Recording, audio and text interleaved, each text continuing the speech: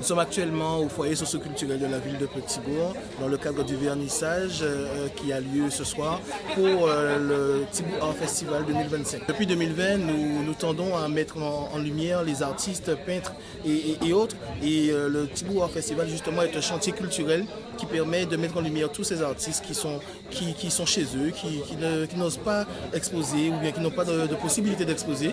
Donc c'est vraiment de leur permettre de pouvoir s'exporter et vendre leurs œuvres parce que beaucoup d'artistes vivent de leur passion, de leur art.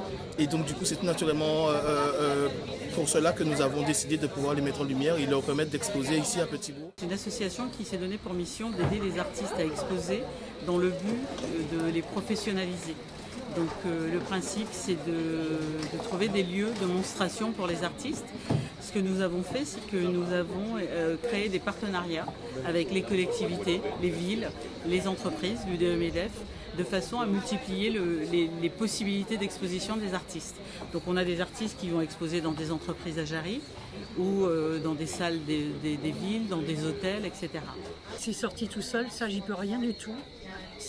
Moi j'étais une petite gamine qui bégayait, qui était introvertie.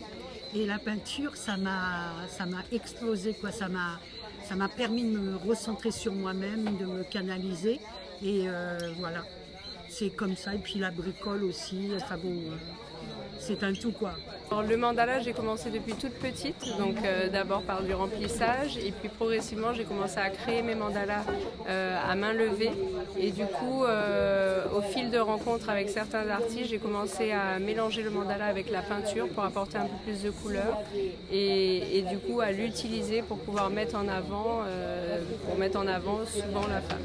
Pour moi la meilleure chose pour m'exprimer c'était vraiment travailler sur des personnages qui existent, c'est-à-dire des visages, pour travailler sur l'émotion, sur vraiment travailler sur transmettre une émotion surtout, que ce soit par des visages de personnes âgées, on voit vraiment le tracé des âges sur leur visage, ou que ce soit sur l'innocence d'une jeunesse ou d'un petit enfant, ou, voilà, comme ici.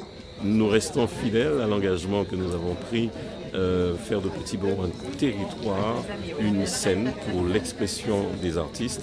Et ce soir, nous recevons 3 artistes de la Guadeloupe.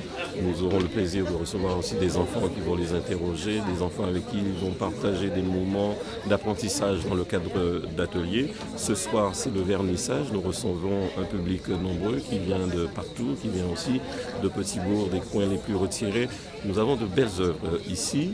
Nous avons surtout des mobiliers décoratifs et j'invite vraiment toute notre population, à la fois de Petit-Bourg mais la population de Guadeloupe de manière générale, à venir ici découvrir des artistes, découvrir des œuvres et surtout acheter des œuvres.